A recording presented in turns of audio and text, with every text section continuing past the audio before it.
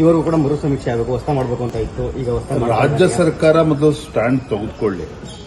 ನಾನು ಹಿಂದೂ ಕೂಡ 3 ತಿಂಗಳ ಕೆಳಗಡೆ ಯಾವಾಗ ರಾಜ್ಯ ಸರ್ಕಾರಕ್ಕೆ ಒಂದು ರೀತಿ ನಮ್ಮ ಹೋರಾಟಗಳ ಪರಿಣಾಮವಾಗಿ ರಾಜ್ಯ ಸರ್ಕಾರಕ್ಕೆ ಮುಜುಗರ ಆಗ್ತಾ ಇತ್ತು, ಆ ಸಂದರ್ಭದಲ್ಲಿ ನಾನು ಕಾಂತರಾಜ್ ವರದಿಯನ್ನು ಅನುಷ್ಠಾನ ಮಾಡ್ತೇನೆ ಅಂತೇಳಿ ಸಿದ್ದರಾಮಯ್ಯನವರು ಹೇಳಿದರು. ಮುಂದಿನ ಕ್ಯಾಬಿನೆಟ್ ಮೀಟಿಂಗಲ್ಲಿ ತರ್ತೀವಿ ಅಂತ ಹೇಳಿದ್ರು. ಅದರಲ್ಲಿ 4-5-10 ಕ್ಯಾಬಿನೆಟ್ ಮೀಟಿಂಗ್ ಆದರೂ ಕೂಡ ಅನುಷ್ಠಾನ ಆಗಲಿಲ್ಲ. ಇದು ಅನ್ಸೈಂಟಿಫಿಕ್ ಆಗಿದೆ. ಇದು ಯಾವುದೇ ಕಾರಣಕ್ಕೂ ಇದು ತರಾತುರಿಯಲ್ಲಿ ಮಾಡಬಾರ್ದು. ಈಗಾಗಲೇ 10 ವರ್ಷಗಳು ಕಳೆದಿದೆ, ಹೊಸದಾಗಿ ಮಾಡಬೇಕು. ಎಲ್ಲವೂ ಕೂಡ ಚರ್ಚೆ ನಡೆದಿದೆ. ಆಡಳಿತ ಪಕ್ಷದ ಸದಸ್ಯರು ಕೂಡ ವಿರೋಧ ವ್ಯಕ್ತಪಡಿಸಿದ್ದಾರೆ.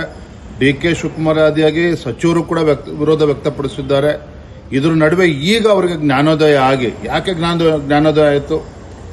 ಯಾವಾಗ RCB ವಿಚಾರದಲ್ಲಿ ಕಾಲ್ ತುಳಿತಕ್ಕೆ ಒಳಗಾಗಿ 11 ಜನ ಮೃತಪಟ್ಟರು, ಈಗ ಅದನ್ನ ವಿಷಯ ಡೈವರ್ಟ್ ಮಾಡೋಕ್ಕೋಸ್ಕರ ಈ ವಿಚಾರವನ್ನು ಪ್ರಸ್ತಾಪ ಮಾಡಿದ್ದಾರೆ. ಅಂತಿಮವಾಗಿ ಇವರು ಏನೂ ಕೂಡ ಈ ವಿಚಾರದಲ್ಲಿ ಮಾಡೋದಕ್ಕೆ ಸಾಧ್ಯ ಇಲ್ಲ. ಯಾಕೆಂತ ಹೇಳಿದ್ರೆ ಕೇಂದ್ರ ಸರ್ಕಾರ ಈಗಾಗಲೇ ನಿರ್ಧಾರ ಮಾಡಿದೆ.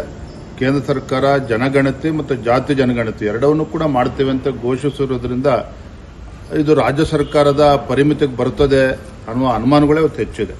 ಹಾಗಾಗಿ ಕೇವಲ ಗೊಂದಲ ಸೃಷ್ಟಿ ಮಾಡೋದಕ್ಕೆ ಮಾಡ್ತಾ ಇದ್ದಾರೆ. ಯಾವುದೇ ಒಂದು ತಾರ್ಕಿಕ ಅಂತ್ಯಕ್ಕೆ ತೆಗೆದುಕೊಂಡು ಹೋಗ್ತಕ್ಕಂಥ ಇವರ ಮನಸ್ಸು ಖಂಡಿತ ರಾಜ್ಯ ಸರ್ಕಾರಕ್ಕಿಲ್ಲ, ಸಿದ್ದರಾಮಯ್ಯನವರು ಕೂಡ ಇಲ್ಲ.